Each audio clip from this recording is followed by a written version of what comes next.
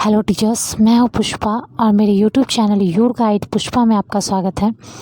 Unit 4 में जो हम लोग का पोर्शन चल रहा है उसमें अगला चैप्टर हमारा है प्रारंभिक वर्षों में विकास के विभिन्न आयाम एवं अधिगम। अब हम लोग जान रहे हैं कि विकास का विभिन्न आयाम जो हो जाएगा उसमें हो जाएगा शारीरिक विकास, बच्चे का भाषाई विकास। तो इसी के क्रम में हम लोग अलग अलग अवस्था में, जैसे शैशवावस्था में बच्चे का शारीरिक विकास किस तरह से होता है, उसकी लंबाई, चौड़ाई, भार, इन सभी में क्या परिवर्तन आता है। फिर बाल्यावस्था में क्या परिवर्तन होता है, इसके उपरांत युवावस्था में क्या परिवर्तन होता है, प्रौढ़ावस्था में क्या परिवर्तन होता है, इसके बारे में हम लोग देखेंगे क्रम रूप से। लेकिन ये चीज़ हमको प्रौढ़ावस्था से मतलब नहीं है, मुख्य रूप से शैशवावस्था, बाल्यावस्था और युवावस्था, इससे हमें इसके बारे में जानकारी देनी है। तो चलिए शुरू करते हैं आज का क्लास।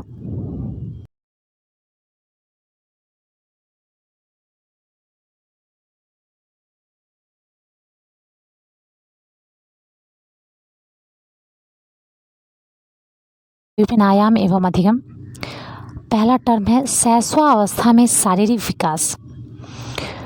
सामान्यतः मनोवैज्ञानिकों ने शैशवावस्था का अर्थ उस अवस्था से लगाया जो औसतन जन्म से 5 से 6 वर्ष तक चलती रहती है। औसतन 5 से 6 वर्ष तक शैशवावस्था माना जा रहा है। और एडलर महोदय के अनुसार से शैशवावस्था द्वारा जीवन का पूरा क्रम निश्चित होता है। किसके अनुसार से?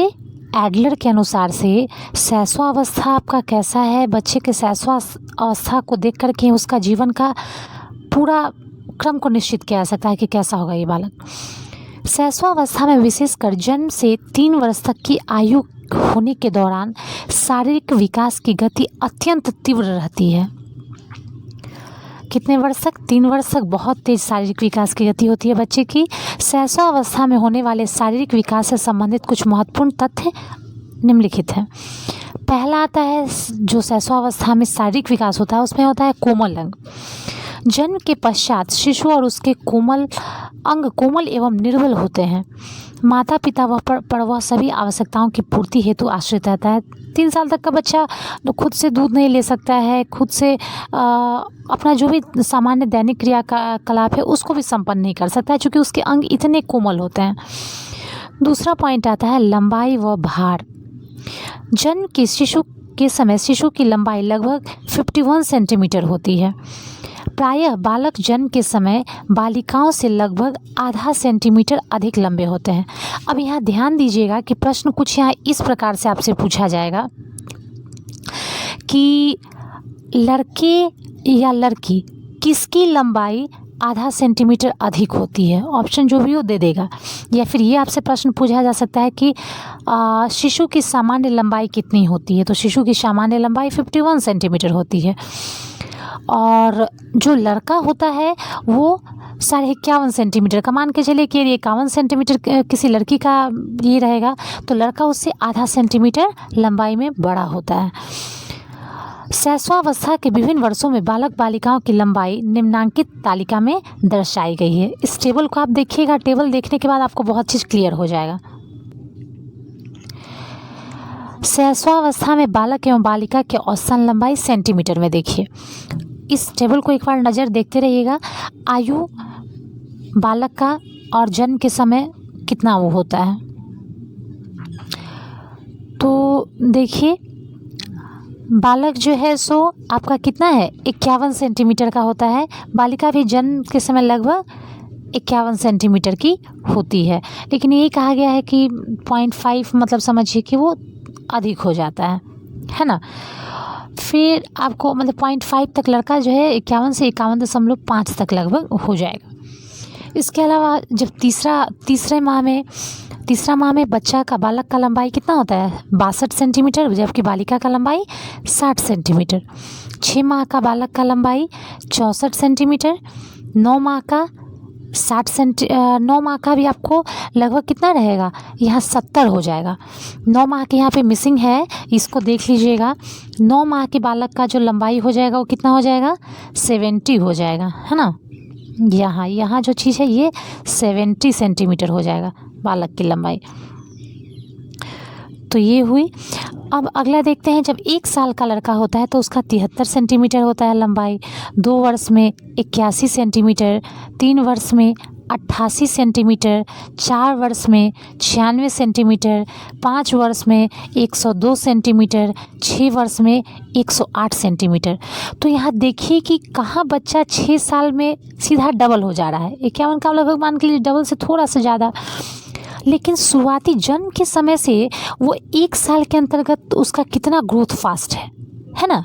जन्म से 1 साल या 3 साल तक उसका ग्रोथ बहुत फास्टली हो रहा है। देखिए 51 से 62 हो जा रहा है, 62 से 64, 70, 73, इस तरह से।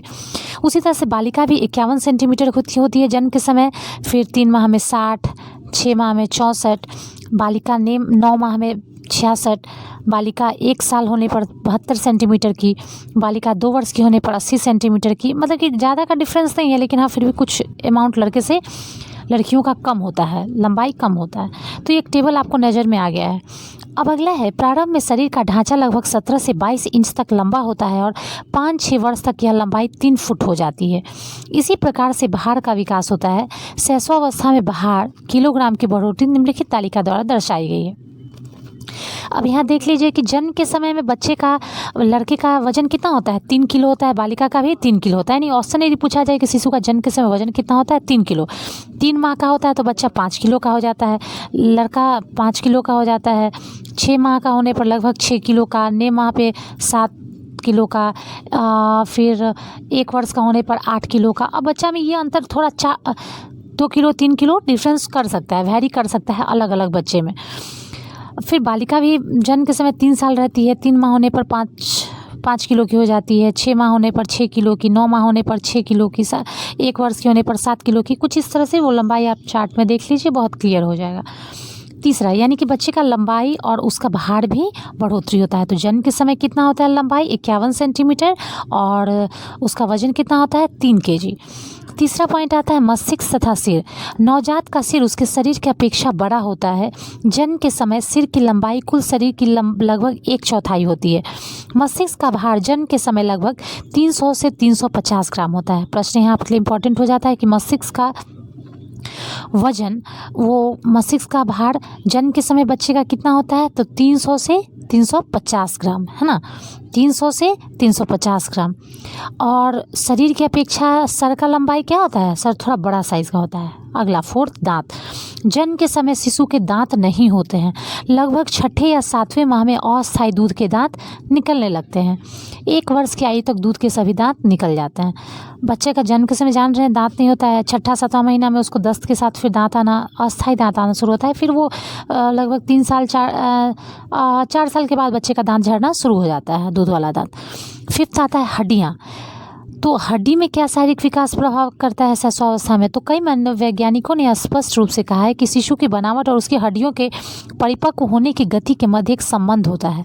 जिनका शरीर अधिक मजबूत और गठीला होता है उनके शरीर की हड्डियों में परिपक्वता तेजी से आती है ना। जिस बच्चे का शरीर अधिक मजबूत और गठीला है उसका हड्डी भी ज़्यादा परिपक्व होगा, ज़्यादा मजबूत होगा। 6 नंबर पॉइंट आता है स्नायु विकास। स्नायु मंडल तथा स्नायु केंद्रों का विकास भी 3 वर्ष तक शीघ्रता से होता है। चूँकि चार्ट में देख चुके हैं, वजन में भी उसी तरह से बढ़ोतरी होता है और 3 साल तक ज़्यादा तेज़ी से शारीरिक विकास में हर एक क्षेत्र में, चाहे वो स्नायु विकास हो, हड्डी विकास हो, दांत विकास हो, जो भी चीज़ है वो सब 3 वर्ष तक ज़्यादा तेज़ी से होती हैं। तो स्नायु का विकास भी 3 वर्ष तक शीघ्रता से। 7 नंबर पॉइंट आता है मांसपेशियाँ। नवजात शिशु की मांसपेशियों का भार उसके शरीर के कुल भार का लगभग 23% होता है। कितना होता है, शिशु की मांसपेशियों का भार उसके शरीर के कुल भार का 23% होता है। अब समझ लेने का वाला है कुल भार, तो बच्चा का जन्म के समय कितना भार होता है, 3 किलो होता है। और तो 3 किलो यदि भार बच्चे का है तो उसका 23% निकाल लीजिए, कितना हो जाएगा, वही बच्चे का जन्म के समय मांसपेशियों का भार होता है। यानी कि जितना उसका पूरा शरीर का वजन है उसका 23% होता है मांसपेशी का वजन। और जैसे जैसे बच्चा बड़ा होता है उसके प्रतिशत भार में ही बढ़ोतरी होती जाती है। अन्य अंग शिशु, 8वां पॉइंट है अन्य अंग। शिशु की भुजाओं तथा टांगों का विकास भी तीव्र गति से होता है। जन्म के समय शिशु के हृदय की धड़कन अनियमित होती है, कभी वह तीव्र हो जाती है, कभी धीमी हो जाती है। जैसे जैसे हृदय बड़ा होता है वैसे वैसे धड़कन में स्थिरता आती जाती है। क्लियर है, हृदय की बचपन में तो अनियमित रूप से रहता है, कभी तेज़ होता है, कभी धीमा हो जाता है, लेकिन जैसे जैसे बच्चा बड़ा होता है वैसे वैसे उसके धड़कन में स्थिरता आ जाता है। 9th में समस्त प्रणालियों का विकास। तो जन्म के पश्चात शरीर की समस्त प्रणालियों में विकास होता है, चाहे वो मांसपेशी हो, स्नायु तंत्र हो, रक्त संचरण प्रक्रिया आदि सभी में उत्तरोत्तर विकास होता है। तो ये 9 पॉइंट था। बच्चे के शैशवावस्था में जो शारीरिक विकास होता है उसमें हम लोग देखें लंबाई, चौड़ाई, मस्तिष्क शरीर में क्या परिवर्तन होता है, कोमल अंग का निर्माण होता है, दांत, हड्डी, स्नायु विकास कैसा होता है, मांसपेशी क्या होता है, समस्त प्रणालियों का विकास किस प्रकार होता है, ये हम लोग का भी शैशवावस्था में हम लोग देख लिए।